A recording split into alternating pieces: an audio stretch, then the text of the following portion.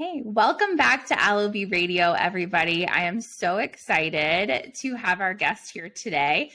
Crunch is an awesome person that I have really enjoyed learning about through all of our research on her. So as you know, a lot of times when we are looking for our podcast guests, we have everybody apply and then we go through and we learn more about them and see how they would impact our listeners and how if they would be a really good fit for you guys. And so I'm really excited to share more about her and also learn more about her as we get into this episode.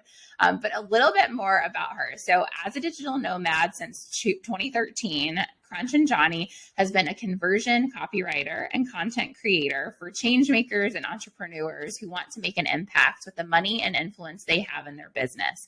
A firm believer that we need more diversity, equity, and inclusion in our communities, Crunch helps like-minded business owners harness the power of words to get their message heard by more than just their 213 Instagram followers and create a bigger impact in the world. We know here at LOB, we're really big focus on impact. And so I'm really glad to have her here today.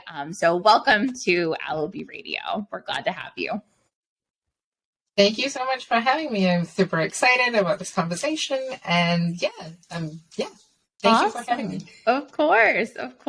So as part of our LOB mission, we are ready to shake up the concept of why businesses look like the traditional 9-to-5 when so many people are wanting to have more flexibility, have that remote work. I know everybody on our team works remotely. I freelanced for years before starting this company. And you launched as a digital nomad a while ago, before probably it was really the thing that a lot of people were doing.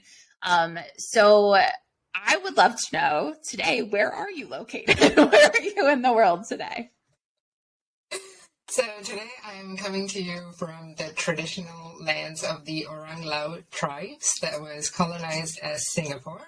And I'm originally from Singapore, so I'm actually back visiting my friends and family and spending some time here because I've just spent some months traveling around Southeast Asia. And before that, I was based out of Mexico.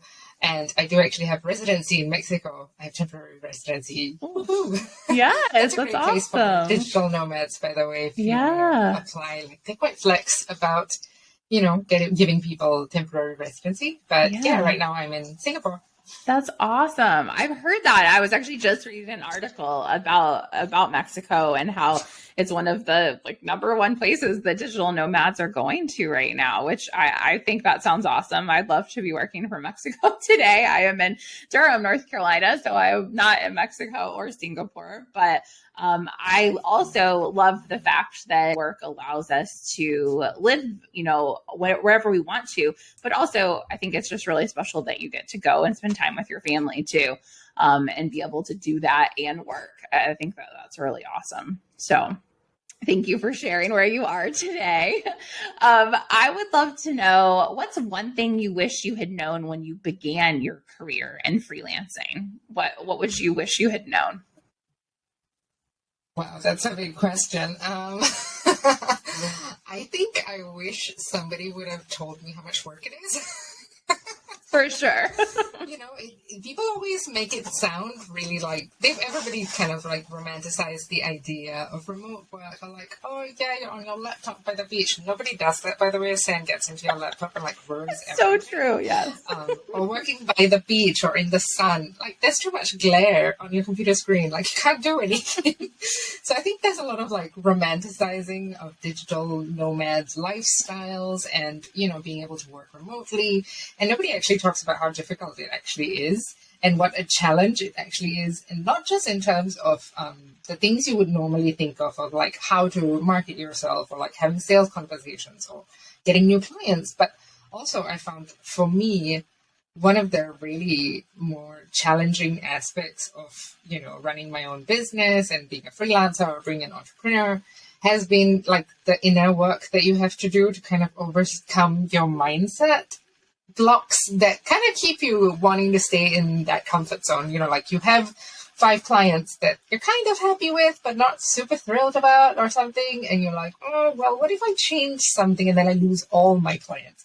That's a self-limiting belief, right? That's something you believe and not actually something that is may be true, So, having to work through those mindset blocks and these ideas that, you shouldn't be charging so much, or, what will people say if you put out this offer, or like nobody cares what you have to say. Like, these are things that, my inner voice is always telling me. But so I wish somebody had told me, like, when you get started in this, you have to do a lot of this inner work to, quieten the inner demons and, keep moving on your path to wherever it is that you're going, or wherever it is your journey is taking. Yeah. So I wish somebody had told me that. And I mean, I wish somebody had also like mentioned that, it would be so much easier if you have a support group or a community of entrepreneurs or other people who are going through the same thing to kind of support you and to bounce off ideas and to, just talk through your challenges, the struggles, and have those people around you. And it took me years before I finally like realized, hey, I actually probably need somebody to support me in this, like a business coach to tell me like what to do, or like, help me in those tough times when it's just like, well, how much do I price this new offer at? Or, like when you're just in the pits of, man, I haven't got a new client in 3 months, and like, I don't know if I'm going to be able to pay my bills next month. Like, having somebody else in there to provide encouragement, motivation, ideas, inspiration, all that kind of good stuff is priceless. And I wish I, got into that earlier. I think I would have made more progress with my business, but I'm here now. Yes, no, you speak the truth, because I think one of the number one things that I see people, stopping the digital nomad lifestyle or being a freelancer, whatever it is they just let that imposter syndrome take over. And they're like, I just can't do this. I can't be successful. And oftentimes we're putting someone else's measure of success as our success metric. And we need to make sure that we're looking internally at what do we want to be, like, what is success for us? My success doesn't look like your success, and, yours doesn't look like someone else's. And I think oftentimes we forget that, and we put too much pressure on ourselves to really like execute stuff that is not in alignment. Maybe it's like the client, well, it's not really like us doing anything wrong. It's just not a good fit as a client with us, Mm-hmm. And I think that can just really throw us off. But you're so right. The imposter syndrome, that inner work that we have to do. And oftentimes we go into entrepreneurship, freelancing, whatever it is, without having done any of that inner work prior, like at all. we don't know about it as much. And we oftentimes didn't necessarily need it in our traditional 9-to-5, because we either had that like water cooler effect with other, people working directly with us in an office, or we had like a boss to give us feedback, and we had a team to, bounce ideas off of, but we don't have that. Freelancing. So yes, you bring up such good points.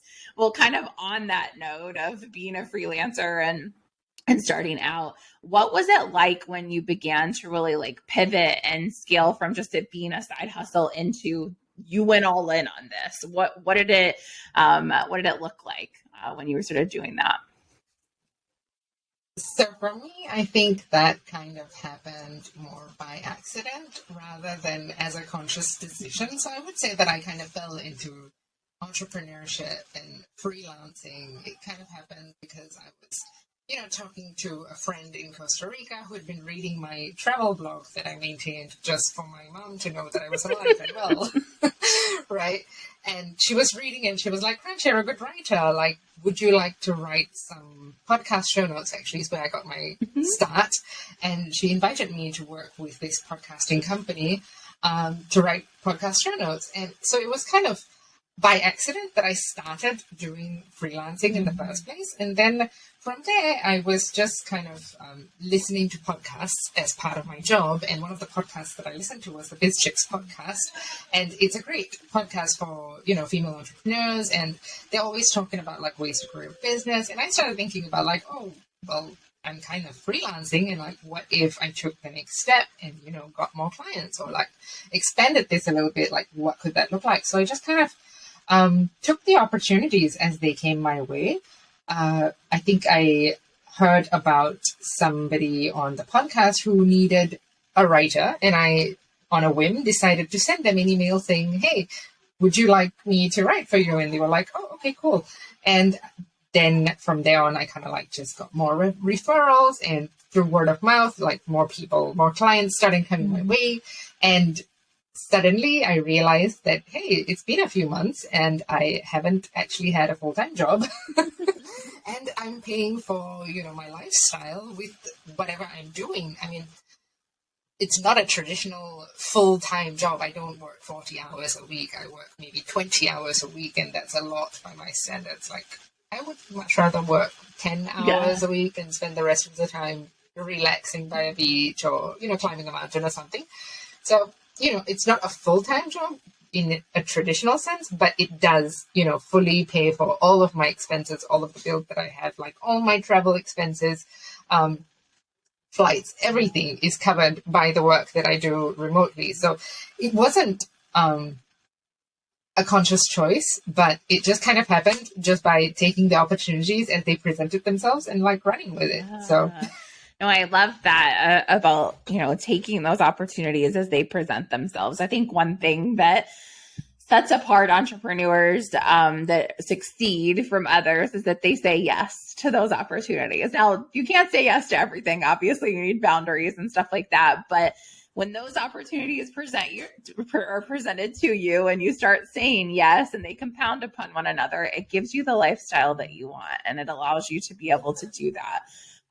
So I'm glad that you took all of those opportunities and are able to, live the life that you want. Well, I know that we don't get to where we're going without some good resources in our lives that have helped us, and maybe mentors or resources. So what are the best resources or mentors that have helped you along the way? So when I first started off, like the Biz Chicks podcast was great for me. It's hosted by Natalie Ekdahl, and she's got years of experience, like just mentoring other businesswomen, and she's amazing. I learned so much from her, and it was through her like inspiration. I worked with the Biz Chicks team for a while as well, and through my work with them, and I was super inspired to start my own business and like start calling myself an entrepreneur and, a CEO and like the boss of my own business, right? Because that's another thing that I think a lot of people who are freelancing, hesitate to take ownership of that. Like, yes, I am the boss of my own business, to even just say that takes a lot of courage. So I'm glad that I had that resource to depend on, and they have like amazing freebies, and they run a training program or like a mentorship program and other coaching services that they offer. But I also worked with Anna Rapp, and who runs the Heart-Centered Entrepreneur. She was my first business coach, and I learned so much from her about building like a solid foundation for my business that can support the lifestyle that I want. And, for me to be able to build that business that works for me rather than just following somebody else's template of what a business should look like, right? It's, not everybody desires the same kind of business. I don't want to have 800 people working for me while I sit back and do nothing really. Or, I don't want to have a Jeff Bezos Amazon empire by exploiting workers who are underpaid and overworked, right? That's not the kind of business I want to build. So Anna just was a great mentor in terms of helping me see what is possible for my business and that I can build a business the way that I want it. So I highly recommend her as well. Shannon Crow, who runs the Connected Yoga Teacher podcast. She's been great, like source of referrals for me. And I'm currently in the We Should All Be Millionaires club run by Rachel Rogers. Rachel is from North Carolina. So yes, I know who Rachel is. Yeah, she's wonderful. She's amazing. So I guess like I would say, like, to sum it up, your resource is your network. Your biggest resource is your network, because once you start tapping into It's okay. There's always some sort of fun interruption on every podcast I do. It's either a kid or a storm or a police car outside. And today we had a dog. So we're just winning today. I love it. It's fun. It's fun. But your network is your best resource. We need to make sure that this gets in the podcast. So let's go back to that. Yeah. Yes.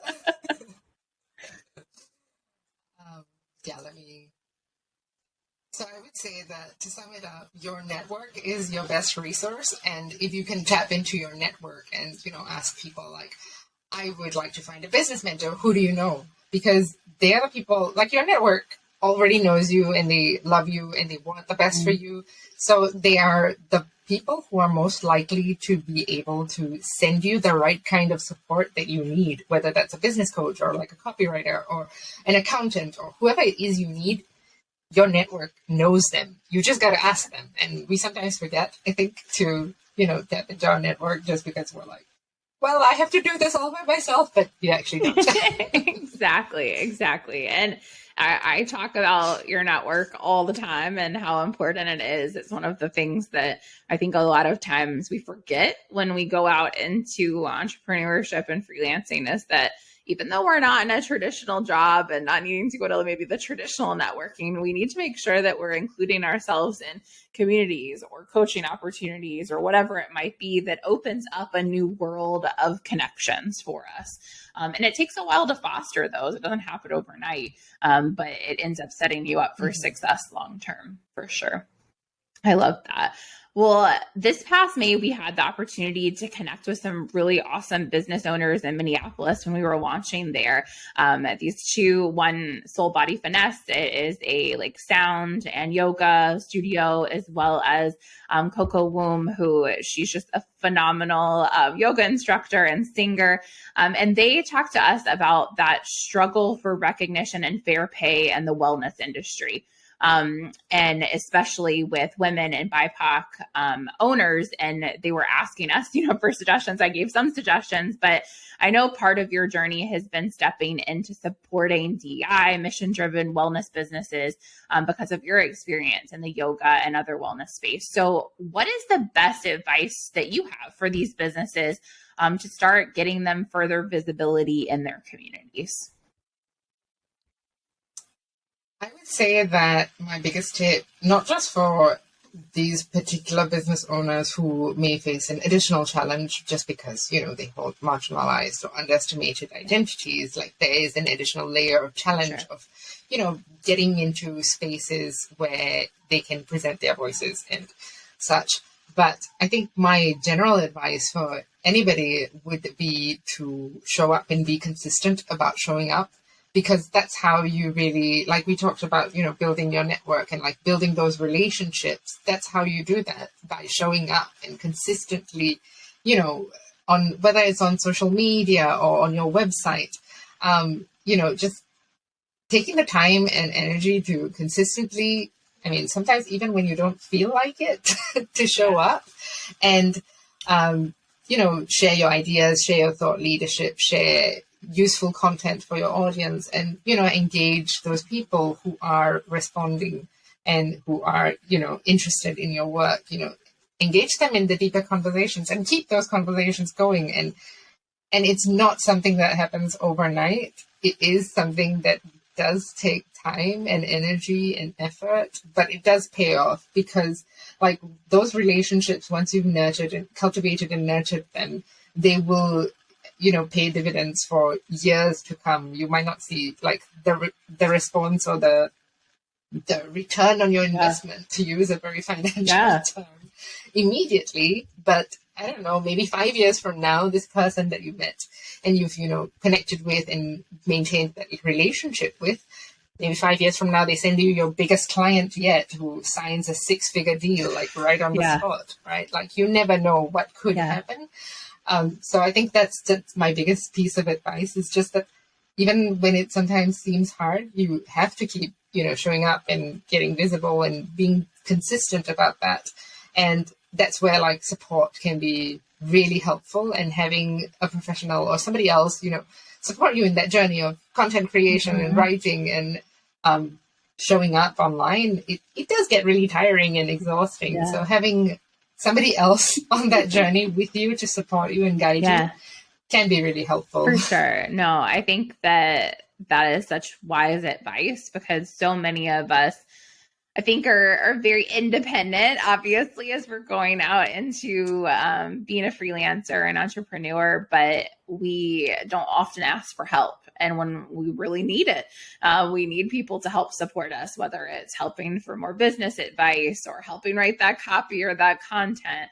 We oftentimes try to go at it alone. And there's so many ways that you can get it. It doesn't have to be a super expensive endeavor, but just to get a little bit of support and help you kind of get to that finish line, or get those new, new clients signed, or those new opportunities.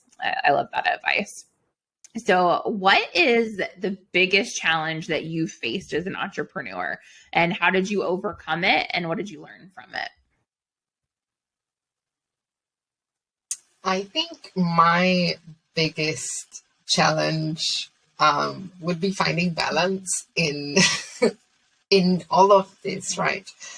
It takes a lot of, I think, willpower and determination and self-discipline to be an entrepreneur, because, I mean, you don't have a boss, you are the boss. So if you wanted to, you could sit on your couch for 12 hours and watch Netflix instead of, doing the things that you're supposed to be doing, right? Like showing up online, or, connecting with people, or, engaging with your new audience, building relationships, or writing copy, or creating new offers. Like, there are a million things to do in a business, or when you're freelancing.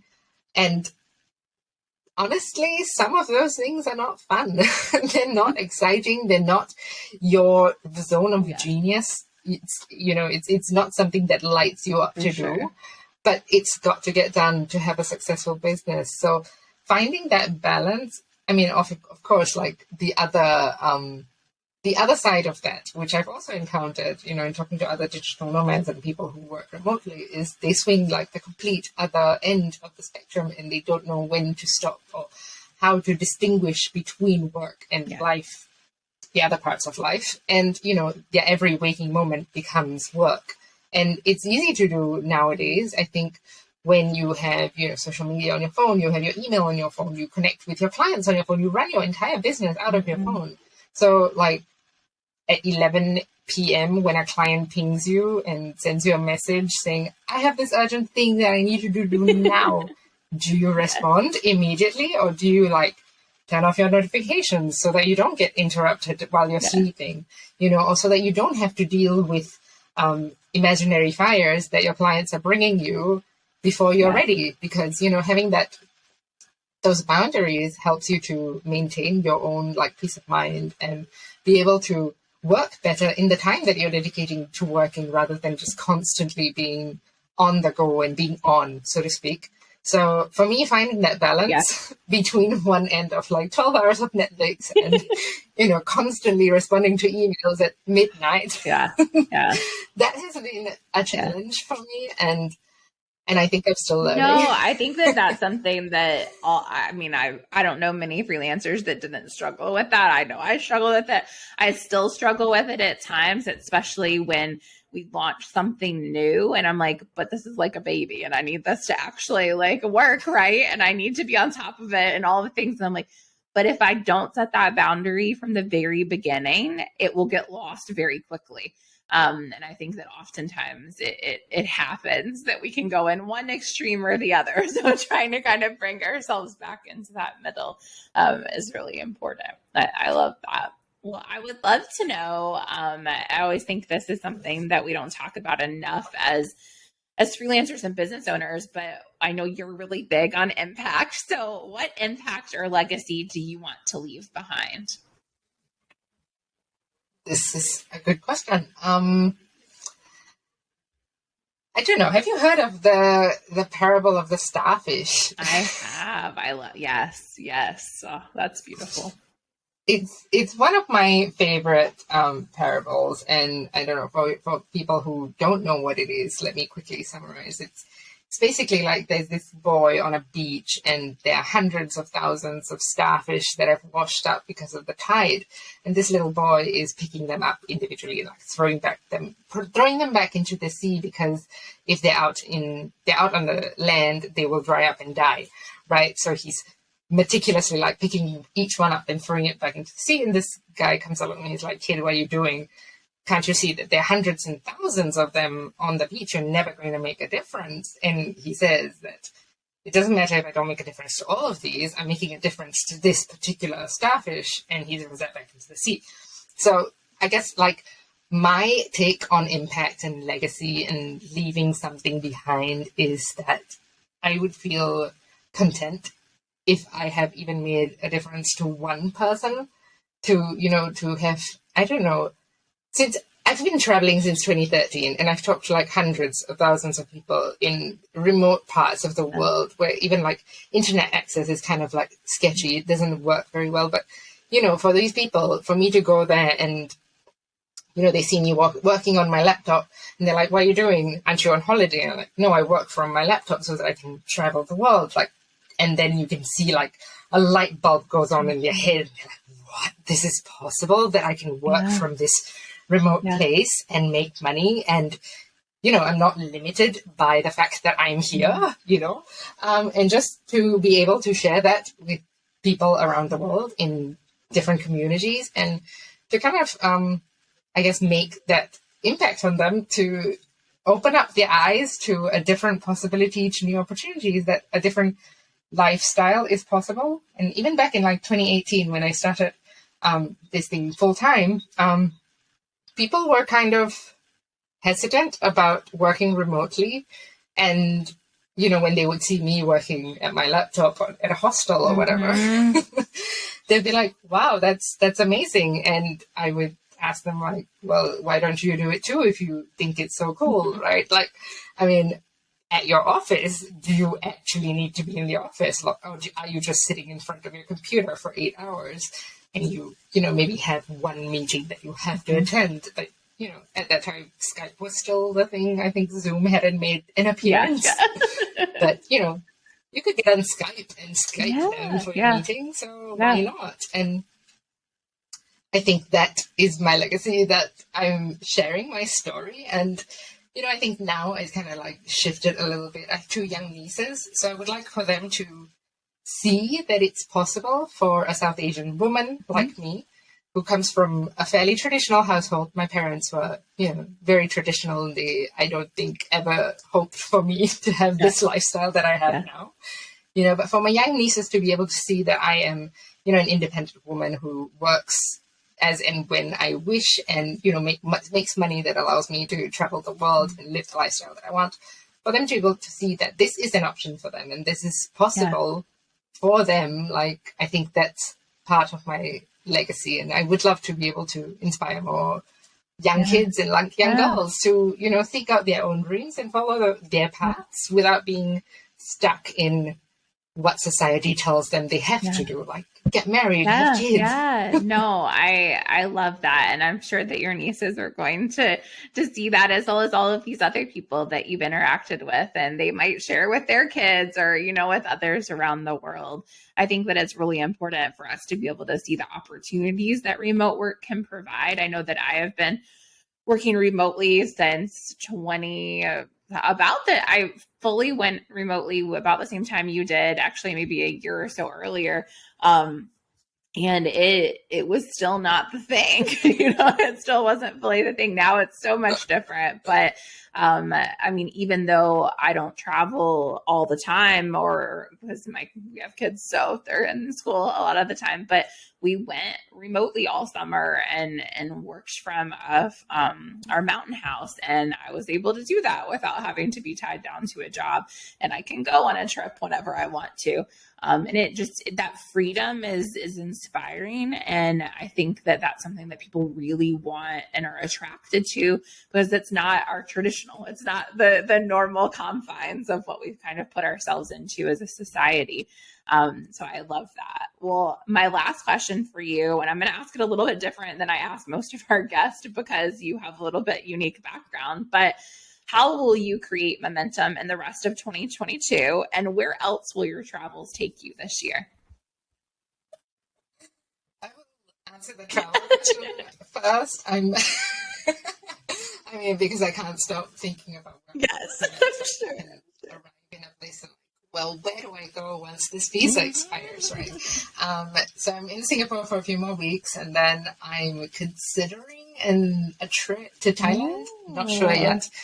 That kind of is a big idea that I'm flirting with, but a more concrete idea is to go back to Mexico and then to Belize. Which I've never visited, but it's nearby and it's cool, and why not, right? So that's kind of on the cards for the rest of this year. I love that. Next year is a whole other ballgame.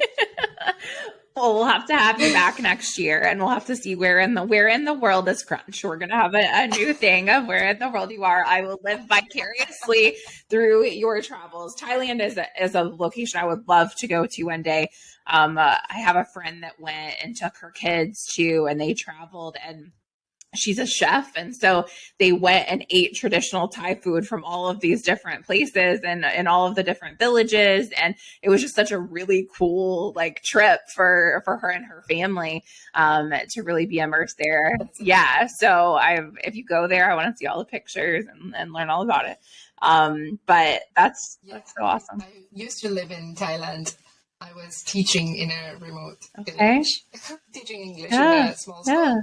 And it was fun to, kind of immerse myself in that environment and I was also, doing some freelance work on the side, and I was able to support myself that way. And I think that was something also. I talked to the villagers about the fact that I taught English online. At that time I was teaching English online, and they were like, wow, that's amazing that you can teach English online. And do you think people would want to learn Thai online? I was like, yes, there are people who want to learn every single language online. If you have an internet connection, you can work from pretty much anywhere and do pretty much anything. So it's so true and amazing that we are this able to be globally connected than we ever have been. And I think sometimes we forget to take advantage of it. And so I love that you're taking advantage of it and enjoying it. I think that that's so important.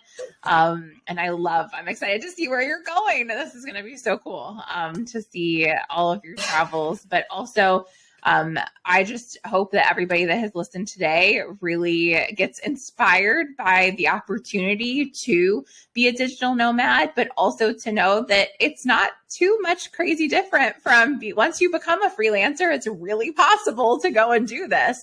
And I love that journey, started and then shifted, and then you completely went, remotely into the digital nomad lifestyle. I've so enjoyed hearing our conversation today and just wanted to thank you for being here. And then also, is there anything that you have coming up that you want to share with our audience, or where can we find you and stay in touch? You can get in touch with me on Instagram, on LinkedIn. You can just search my name, Crunch Ranjani. I don't think there are very many people of that name, if any. Hey, that's okay. That makes it a lot easier to find people. So it's good when you're unique. Yeah, you can also check out my website, which is crunchranjani.com. And I would love to offer a small little bonus for the listeners, if I may. You can, for sure. 100%. So if you're looking for a way to get more consistent with your content by doing a little bit of content planning and getting ahead on, knowing what to post every time you go on Instagram, I know it's a big struggle for a lot of people. You just looking at that blinking cursor and it feels like it's taunting you and you have no idea what to write. So I have this little product called Simplify Content Planning, which is a digital framework for you to kind of plan 3 to 6 months of your content in advance so that you never have to worry about what to post on Instagram or on social media or on your website, on your blog.